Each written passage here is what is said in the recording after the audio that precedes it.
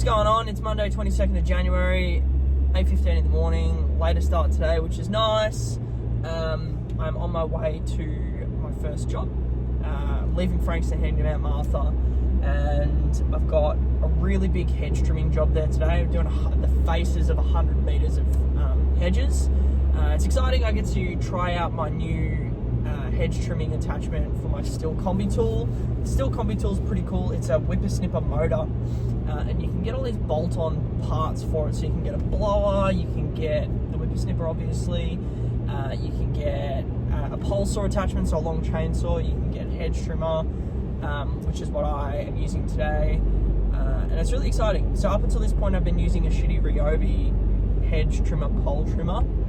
And I just wanted to take it to the next level. There's nothing wrong with the Ryobi hedge trimmer if you're just doing like pittosporums or lily pillies at home, which was predominantly what I was using it for, which is why I was fine doing that. But I'm looking at breaking into a new end of the market. There's a lot of really nice joints out Mount Eliza, Mornington, Mount Martha way, and I want to start capitalizing on that, and I want to start offering a really premium service and getting these hedges quite sharp. I was driving through with my wife the other day, and I just noticed there's some hedges that just look perfect. So I did my research. The hedge trimmer I was using just isn't going to get it there. So I've invested the money. It wasn't that much either. It was $450. And the job I'm doing this morning is $450 with it. So it's essentially paid for itself. I think I've underquoted this job for 100 meters of hedges, $450. It just seems a bit cheap. It is just the faces though, it's not the tops. The aim is trying to work to like $80 an hour, including GST. So,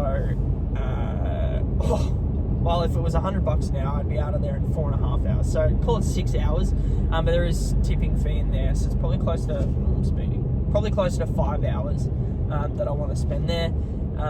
So we'll see how we go. Alrighty, Roo.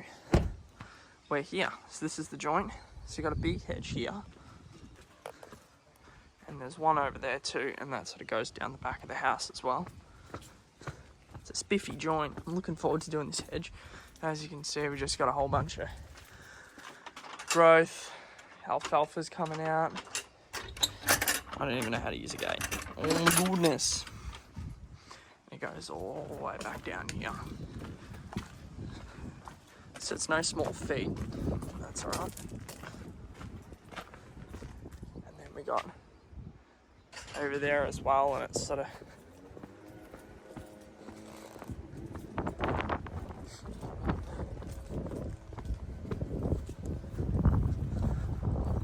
terminates here at this weeping tree. So there's a fair bit in it, but oh well, it's all part of it.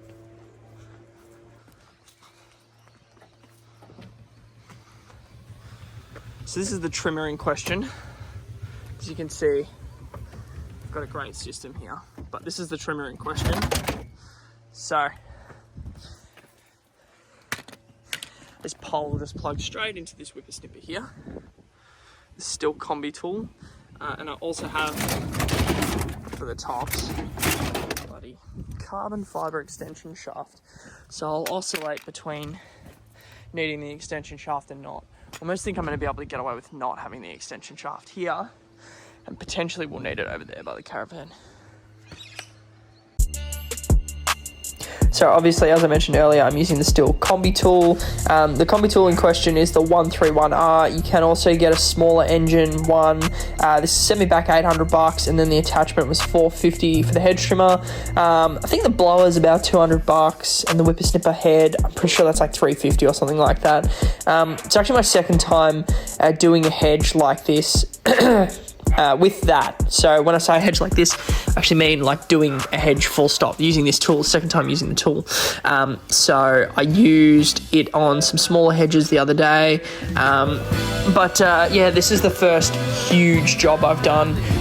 It actually takes a little bit of getting used to. The Ryobi was relatively forgiving because it was underpowered. And I found this to be quite unforgiving because it's really, really precise. So if you trim too hard, even put a little bit too much pressure on in the sense of like you cut 5 mil, you push into the hedge 5 mil further, it shows up. So that's something to bear in mind if you're not necessarily a gun, but it turned out really well. I'm really happy with the way it turned out. It might look a little bit woody at the end. That's what the client requested. I mentioned that a little bit later in the video, but he basically asked me to cut it right back. So it was a really, really big prune. You can see those brown bits there. You can actually see the sort of unevenness. That's where I learned about the pressure thing on that brown patch there. You can see the unevenness, and that's literally just from pushing just a little bit too hard, and that actually came from that patch there being very, very thick. And then the front actually came up really, really well. I'd been on the trimmer by this point like 3 hours, so that's probably the best outcome this part of the job was. Anyway, I was really happy with the way the job turned out. It was a huge cleanup. Ended up taking me like 2 hours just to rake everything up, and then sort of half an hour at the tip, and then 3 hours on the job. So it's like a 5.5 hour long job, which isn't too bad.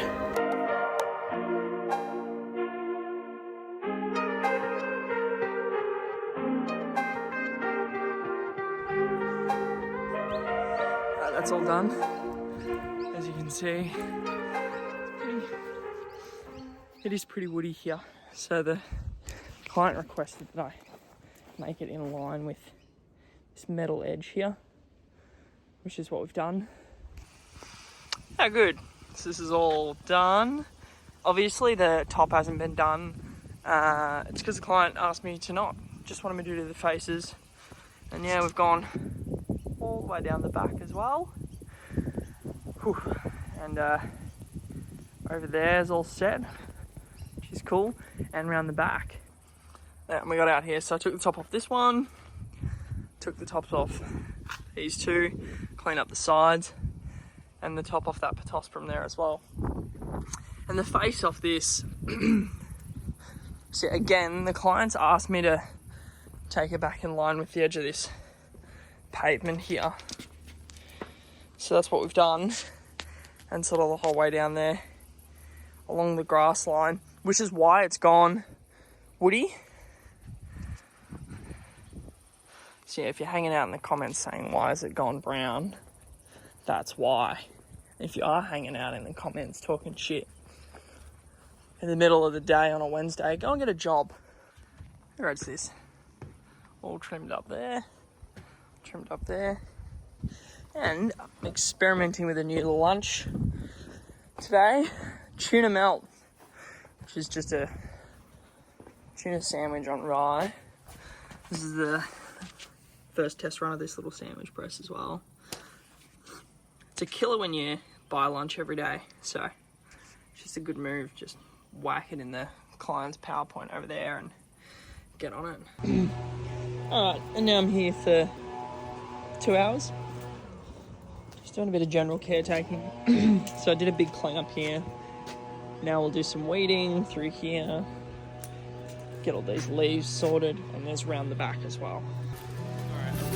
These general caretaking jobs aren't necessarily my favourite type of work. I really like the ones where you can get in there, like the hedge trimming job I did earlier, get in there and you're sort of motivated to work really, really hard, do a good job, make sure it's perfect, and keep on top of time.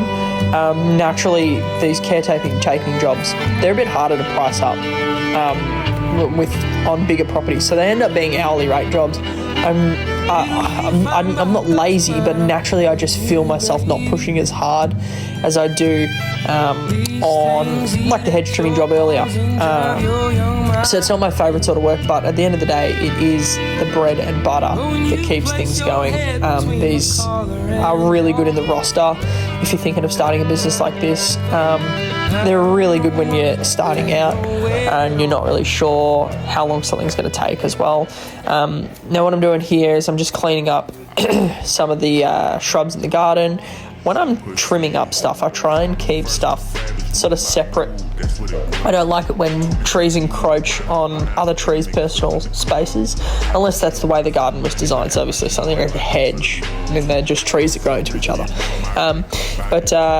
No, I try and trim stuff sort of separately. It's a good move as well, because whether you're pruning a tree or whether you're pruning lots of trees, anytime you get sort of encroachment or crossing branches, that's when you get diseases and rot and all that sort of stuff. So when you're trimming back a singular rose bush, for example, you take out any of the congestion, or fruit trees, you take out any of the congestion.